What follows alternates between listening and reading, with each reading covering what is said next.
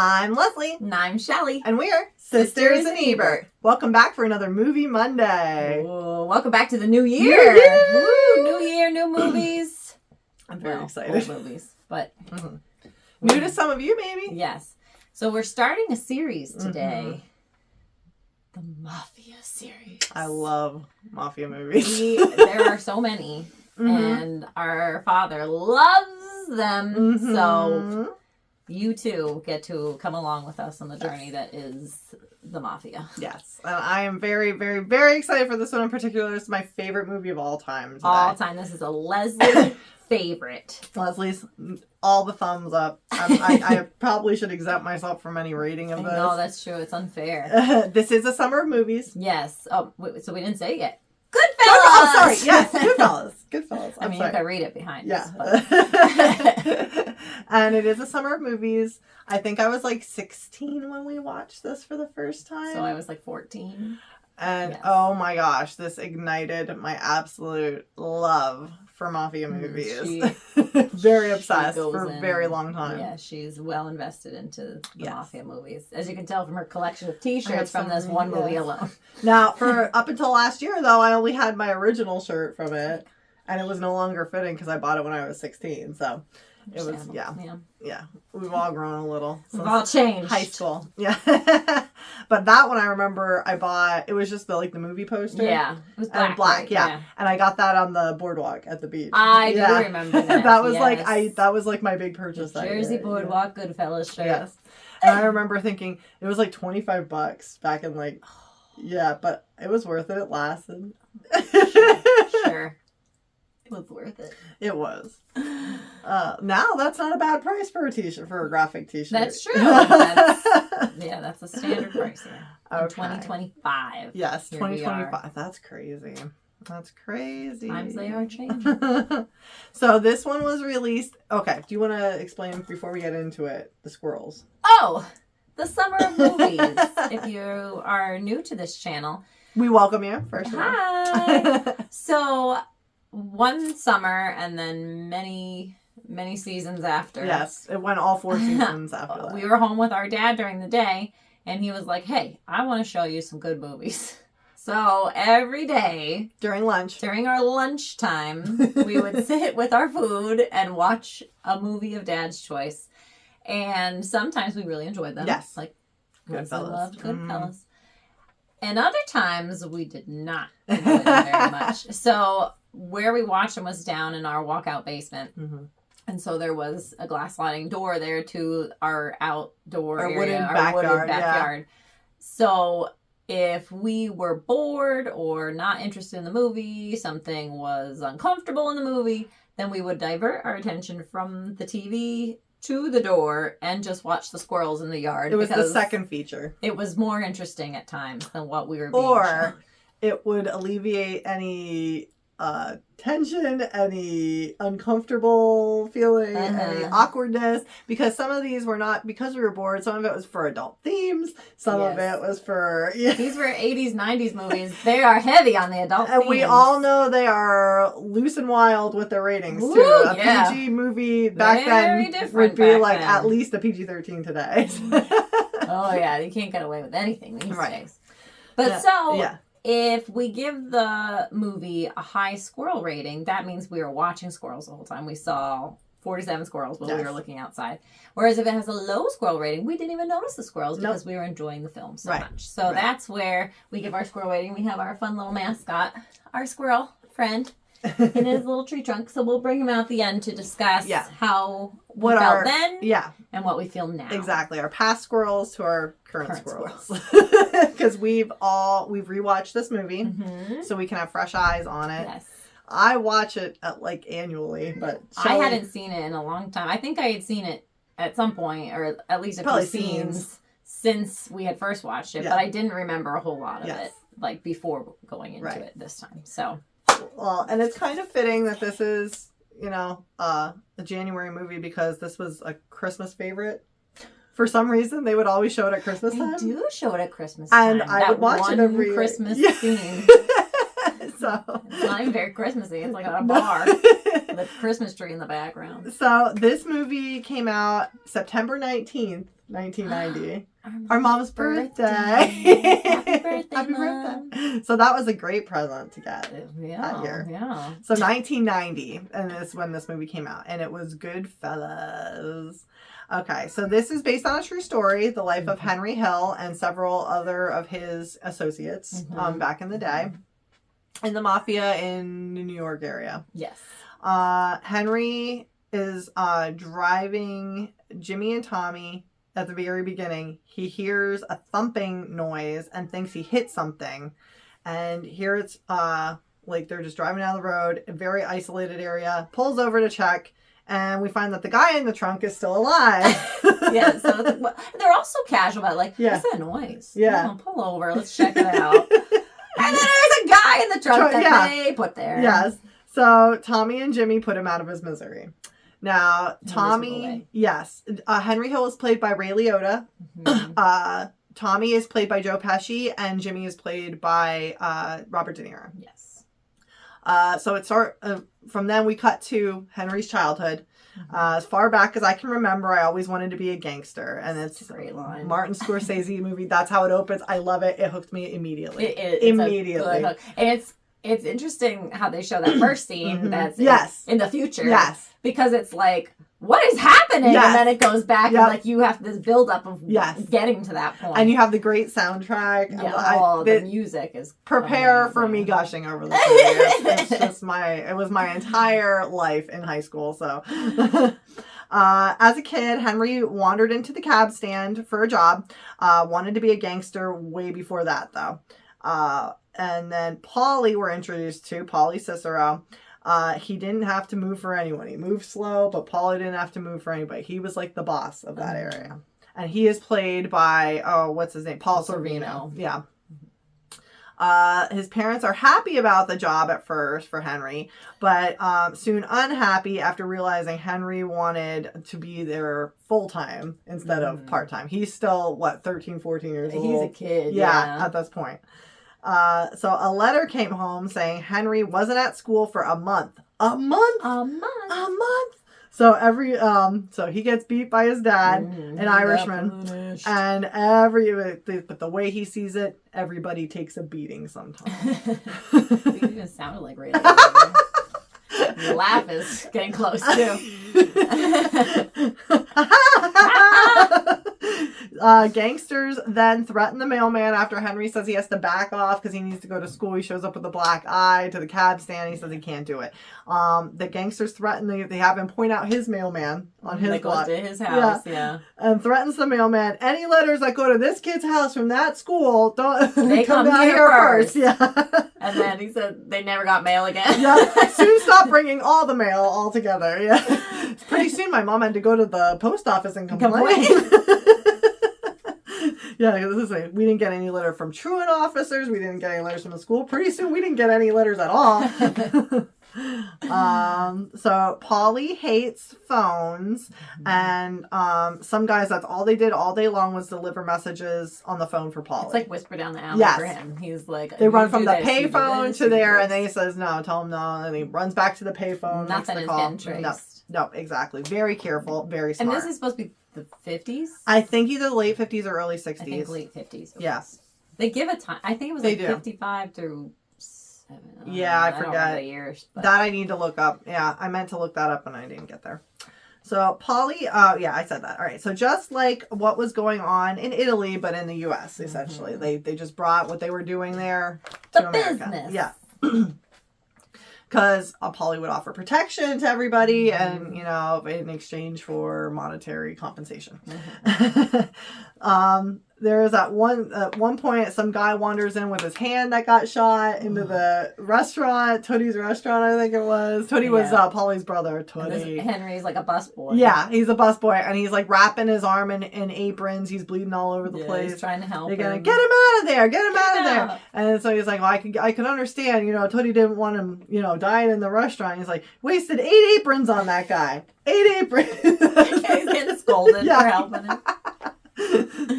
So Henry meets Jimmy Conway, who was 28 or 29 at the time. Yeah, we're being very generous with some of these ages. And now when they switched to Ray Liotta being he's 21. He's like 21. He looks so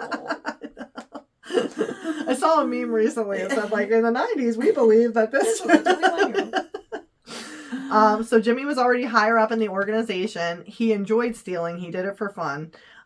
He took Henry under his wing, and that is Jimmy the Gent, Jimmy Conway, who is Robert De Niro's character. We introduced Tommy to Henry through Jimmy, and he kind of made them partners. You know, like they were kind of the underlings. You two are gonna work together. Yeah. So they also teenage boys. Yes, they also made partners of crooked cops. Yes. Like in the neighborhood. So when they tried to get them to crack down on the organized crime in the area, they made them partners. Yeah, you see them like walking up, trading them cigarettes. Boxes of cartons of cigarettes. Yeah. So eventually, Henry gets pinched by a cop out of the loop. This cop wasn't in on the bribe. Yeah. So he gives nothing up and is revered by the other guys. And he said, "You learn the greatest lessons in life. You never rat on your friends, and you always keep your mouth shut." Yes, because he was like, I thought you'd be mad. He's like, everybody gets pinched sometimes. Yeah. They're leaving the courthouse and like everybody's like, he did it. They popped your cherry. Yeah. They're all celebrating. Yep, because he didn't rat him out. He didn't rat anybody out. Foreshadowing. So we fast forward to young adult Henry. This is when he's supposed to be like 21. Mm-hmm. Yeah. He had well, we're at Ray Liotta in 1990 at this point, so. He was like 36 or something. Yeah. He had partners with everybody. To be fair, he has to play Henry through the decades. Yes. So it's not terrible. Yeah. Could have been better. So we fast forward to young adult Henry. He had partners with everyone, trucks, police, unions, but often robbed the airport for money because they were right by the airports. He was tipped off by Frenchie, another guy. So many names. Yeah, there's so many names here. Of cash coming in from Air France, coming in over the holiday weekend. And it wouldn't be discovered until Tuesday because it's coming in over the weekend. So they decided to do it. So we cut to a restaurant where they're sitting around having drinks, laughing, all the guys. And we have Tommy, who is Joe Pesci's character. Mm-hmm. This is the famous, what am I, a clown? What do I amuse you? Yeah. Tommy's a little unhinged, scares Henry completely. But Henry passes the Tommy test because he's like, get out, like he calls him out because he all of a sudden like Joe Pesci just like flips the script and was like, what, like, am I funny, like what, because he's laughing at you. He's like, that's funny, you're really funny. He's like, funny. What do you mean funny? What do you mean funny? Funny. Yeah. And he's like, really get out of here, Tommy, get out. He's like, I had him going there. Do you know the story behind this? I do, but please. This really happened to Joe Pesci in real life. He was in an exchange with a gangster when he was a kid. Yes. And mentioned something like this and it was not received well. So they filmed the scene and it wasn't in the script. Yeah. So Ray Liotta didn't know wasn't it was coming. On the joke. Yeah. So it was really yeah, he's like, really, like because they ad-libbed a lot of these exchanges. So much of the dialogue is ad-lib. So this was one of those moments where it was like he didn't know he's making it up on the fly. Like, well, I don't mean anything. I just you're just funny. You're funny. Yeah. And you feel the tension. Yes. In the scene. Like it could go either way. Yeah, it's really well done. But yeah, because if anybody is unaware, Joe Pesci kind of grew up in a neighborhood like this, and like in the Jersey Boys like play and movie where they reference Joe Pesci, that's real. Yes. So Joe Pesci brought some knowledge to the movie that other people just in the Hollywood realm didn't have. Experience. So okay. So we have that famous scene there. He passes the Tommy test. Tommy is embarrassed by the restaurant owner for owing $7,000. This is the Bamboo Lounge.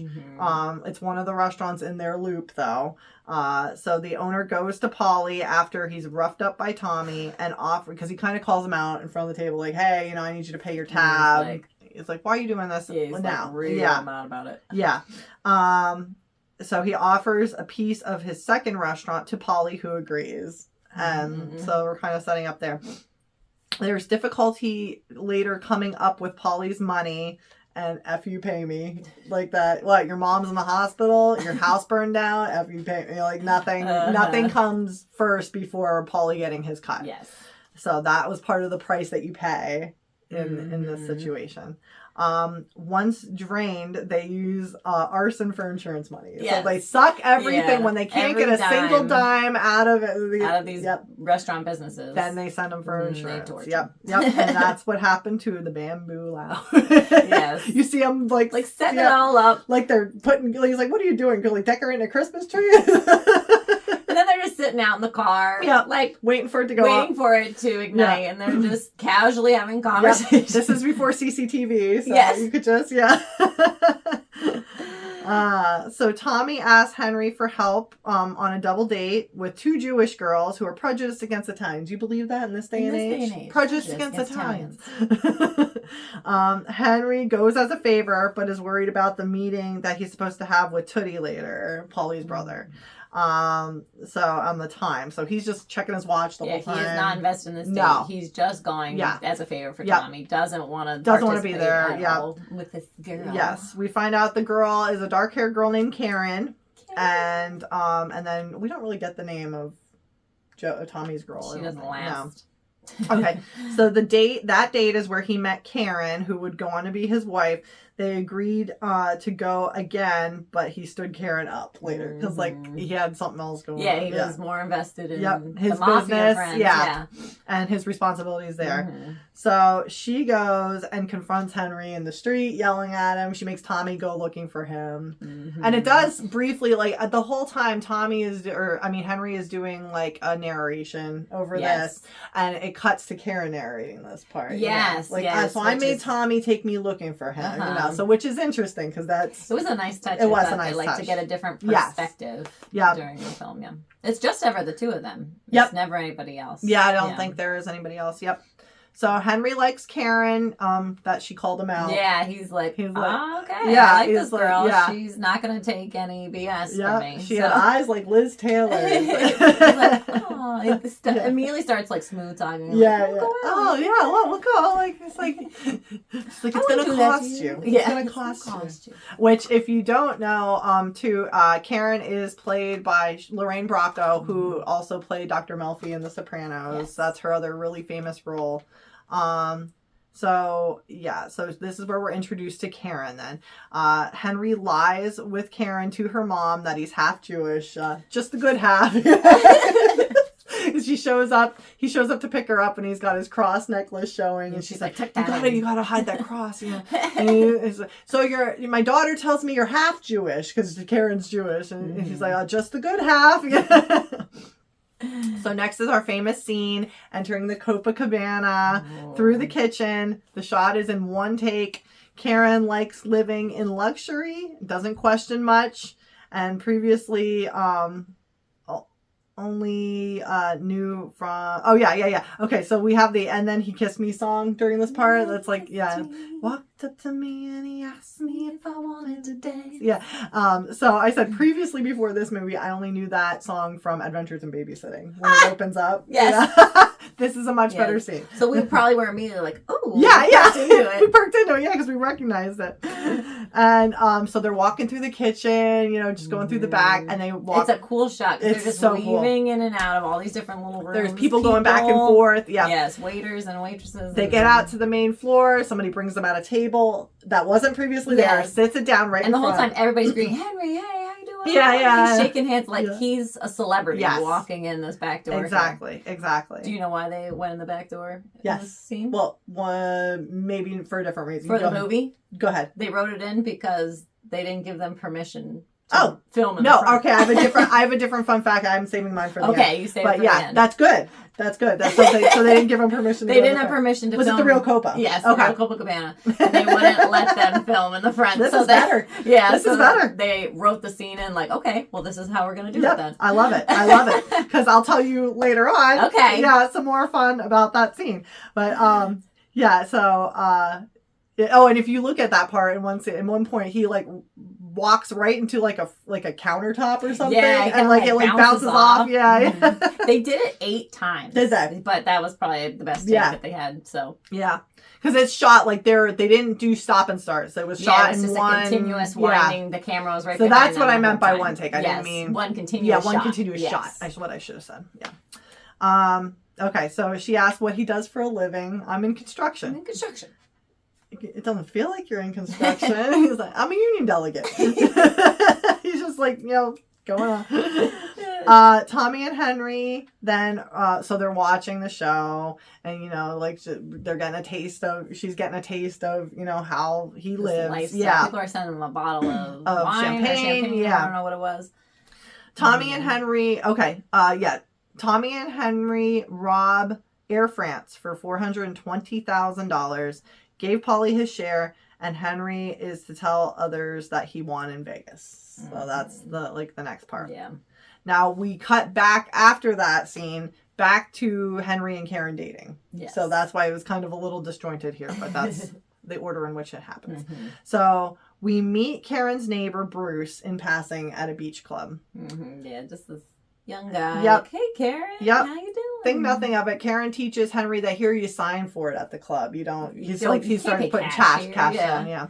So the next scene then is Bobby Vinton at the Copa sends them a bottle of champagne. Mm-hmm. And the neat thing about this is it's played by Bobby Vinton's son, Robbie Vinton. Ah, that's cool. So Bobby and Robbie. That must have been a confusing household. Yes, I know. Roses are red. Okay, so now we're introduced to Maury from Maury's Wigs, who is refusing to pay Jimmy and in big trouble. Money for commercial, but not for Jimmy. So Jimmy's ticked because he had money for this cheap commercial, one of those like throwaway local television ads. Hey, you know what you need. Maury's Wigs, they don't come off in the pool. They don't come off in high winds. Hurricane tested. And Jimmy sees that he has money for this, but not to pay him. Mm-hmm. So Henry is called by Karen at Maury's as they're roughing Maury up, trying to get money out of him. I don't know how she got that phone number. Like, I don't either. Who did she talk to first? Right. She must have called Paulie or somebody. Well, not Paulie. He didn't answer the phone. That's right. Yeah. One of Paulie's guys. One of Paulie's guys. So, because they're like strangling Maury with the phone cord. Yes. And it rings. And he's like, hello? It's for you. They're in the back room of the wig shop. Yes. So, Henry is called by Karen at Maury's and rushes to pick her up after she is assaulted by Bruce, the neighbor. Mm-hmm. Yeah, she's like crying and she's really upset. I told him to stop. He wouldn't stop. I started to get upset. Yes. And then they just drive like Henry speeds away. You don't get the whole story. You just, So Henry confronts Bruce and beats him with a gun and gives bloody gun to Karen to hide. But she was turned on by this. Time a boyfriend ever asked me to hide anything. Yeah. I had a gun. Yeah. And she does it. Yep. She's in now. Yep. Henry and Karen marry. Karen meets all the Peters and Pauls and Maries at the wedding. Everybody was named Peter or Paul. And they named all their sons Peter and Paul. And all their daughters were named Marie. So Karen worries about the money with the bag in it because they're getting, instead of like gifts, like physical gifts, they're getting just envelopes full of cash. Everybody's just handing them cash. Oh, a little something to just start. A little something. And it's thousands of dollars. Yes. In the satin white bag. She's like, what about the bag? Yeah, and he's like, nobody's gonna steal that here. Don't worry about it. Maybe she was worried about her family.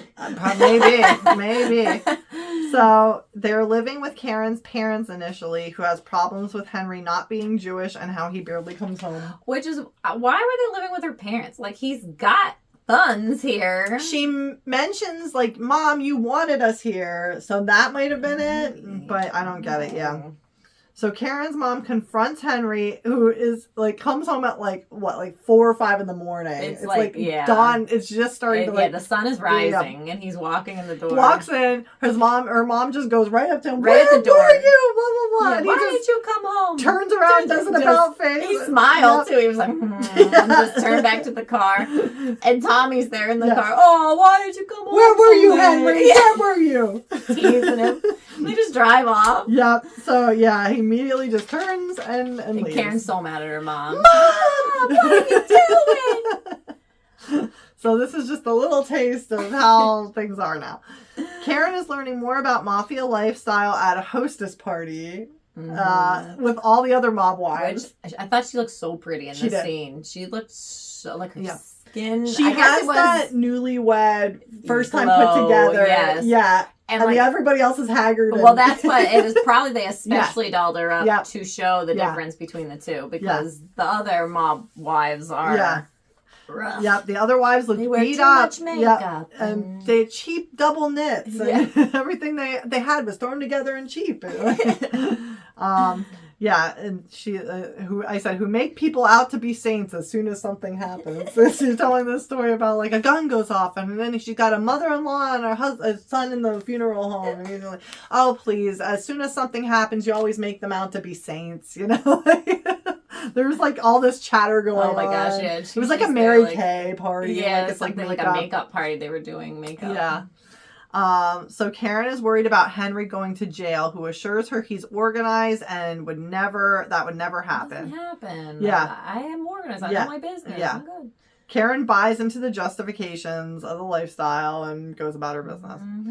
So they were always with other connected people all the time. It was just normal. They, never any outsiders. Yep.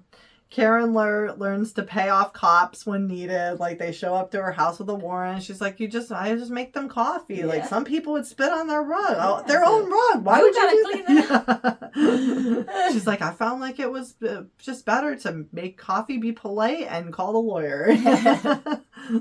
So we have the snapshot montage of vacations and birthday parties for the kids and everything like that. Yep. Jimmy and Mickey, his wife, were always the first to show up at the hospital and all that.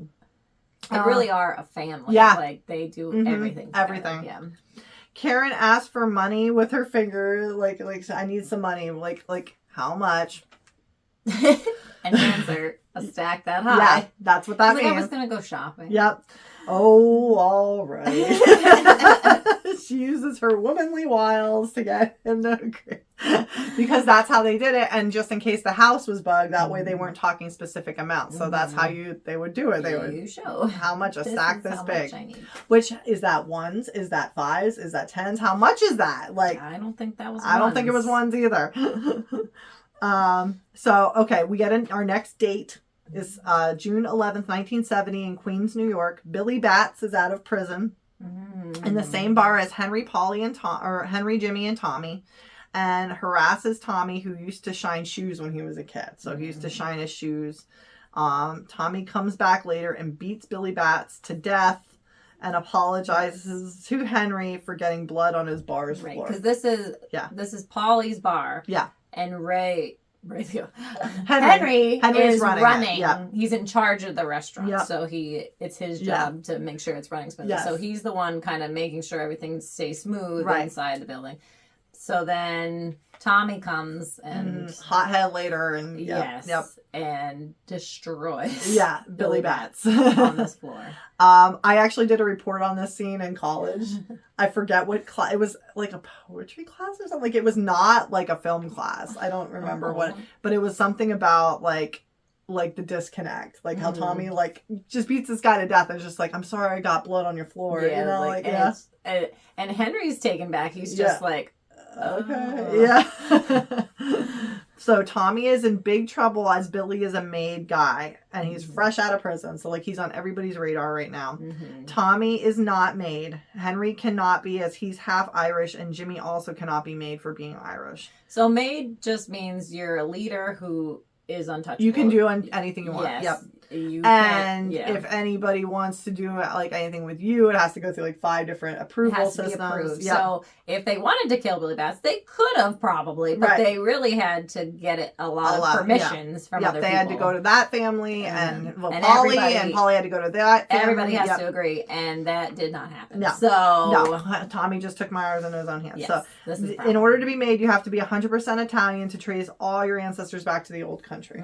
So like Henry says at one point, like it doesn't even matter that his mother is a full-blooded Sicilian because his father is Irish. He cannot be made. Yeah. So they go to Tommy's mom's house for a knife because they got to get rid of this body now. And she wakes up and I put like my favorite. Yes, this is like our our family friend, like my dad's buddies growing up, like this is like his mother, I swear. Like, cause she would just any hour of the night, if the boys show up, she's cooking, she's getting snacks yep, for the drinks. Oh, come in, boys! It's so good to see you. And makes a full meal for them at 3 a.m. They admire her painting of the old man and the dogs, who looks like somebody they know. Oh, you're right. With the white hair. The painting looked like Billy Black. It was, but it was really painted by the author's mom. Yes. Who was the Nicholas Pileggi. Pileggi. Or Pileggi. Yeah, Pileggi, I think. Yeah, that's how you But so they included that as a prop. Yes. So it's great. It's a famous painting though. Yes. Like, yeah, that was like a recreation. But that's like this mom's thing the whole time is like she's painting all don't paint any more religious pictures, would you? And I just love Tommy. He's like, look at this guy over here. Look at this dog. Look at his face. Yeah. Like he's pointing out. Oh, good. You know, one dog's looking one way, the other dog's looking the other way. So what? Yeah, so what? You know? Just the banter amongst all of them through this whole scene. Henry, you don't talk too much. You're so quiet. Yeah. This is what he is. Yeah. They're just eating and talking. Borrows mom's knife to hack off the deer's paw. His paw. Because it's hoof. Yeah. Hoof. Yeah. Yeah, Jimmy throws it in. Yeah, stuck in Tommy's car when he hit it. That's what they're saying. Like they need this knife. They need a knife. So he and they pan to the window at one point. Yep. They're just talking, whatever, and you hear the trunk. There you go. I was like, that's our props for later. That's our dinner. So, So this takes us back to the opening scene as Billy Batts is now revealed to be the guy in the trunk at the beginning of the movie. And why they were, the three of them, were taking care of this. Yes. So they're going upstate to get rid of the body. Mm-hmm. Because no one can know that Billy Batts that this happened. Killed. Right. Yes. So Saturday nights, we cut to our next scene without another word. Moving on. Saturday nights were for the wives, but Fridays at the Copa were always for the girlfriends. Yeah, everybody had a Gumar. Polly talks to Henry at Sunday dinner about missing Billy Batts. Like Billy Batts is missing, and Henry plays dumb about it. Yeah, he's like, I haven't heard anything. Well, why are they making such a big? I don't know, but they're all worried about it. You get keep an eye out, would you? If you see anything, you hear anything, tell me. Yeah. Jimmy informs Henry that they have to go move Billy Batts from where they had buried him, as the property was sold and will be dug up soon for, I think, condos or something like that. So it stinks up Henry's car because they have to. And this is like shoveling. Months later. Yeah, and Henry's vomiting as they're doing it because the smell is so horrendous. They're all making fun of him. Yeah. He's like, what do you want, Henry? The leg or the wing? Here's his leg. Oh, I got here's his hand. Here's his leg. Huh? Here's a wing. Yeah, Jimmy and Tommy have no sympathy. They're just laughing and joking around. Yeah. Henry set up his girlfriend nearby and roughs up her boss when she starts messing up at work because they're hanging out too often. Her friend is also into Henry. Yeah. And then we get to the Spider scene, which Spider is a young kid who's serving drinks at their poker games or whatever, played by Michael Imperioli, who is a very young Michael Imperioli. Yes. Who is also in The Sopranos. He played Christopher in The Sopranos. And I love this. It's awful, but it's I love this scene. So this is a scene that I had forgotten about. Did you? As I was watching, I was it's familiar, but it's I don't remember what happens here. So Tommy messes with him and ends up shooting Spider in the foot. He's dance, yeah. And he shot him right in the foot, trying to get what are you doing, Tommy? So they go to the doctor down the street. and that's kind of where it's left at that point. So this is just, I think, setting up that Tommy's such a loose cannon. Yes. He's the Billy Batts thing. Now, he's just pulling out a gun everywhere. And they're like, what are you doing? Put that thing away. Yeah. But they just keep on playing cards. They just go, and somebody else escorts him out of here. They just take him out and go down the street. Yeah. Somebody else has to get the drinks now. Yeah. And they're all and Tommy's just, why? It's no big deal. Yeah. Oh, we got a little, dinged up, Karen calls Henry out for cheating, and he denies it, but he's definitely cheating. And he's probably not doing a very good job. No, I'm sure he's not. Because he doesn't have to be accountable for anything in his life, so why would he? Okay, so Spider is back at the card game in the next scene. Different with day. Giant bandaged foot. Huge. Walking around like limping, bringing the drinks to the table. Yes, and he mouths off to Tommy. Like, he gives a good retort back to Tommy. Who kills him at this point. Yeah, just pulls it back out. Jimmy is there. Look at this kid. Yeah, he's gonna take that. Yeah, and he's like joking, laughing about it. And Tommy just pulls out the gun without reaction and just shoots him. So, and they're all like, what are you doing? What are we going to do with this now? Jimmy's upset. Tommy goes, what? I'm a good shot. I can't help it. You're like, oh, yeah.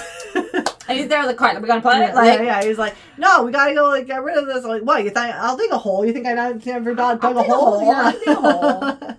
So Karen, that's the end of Spider. It's so quick. And I was like, oh my. Yeah.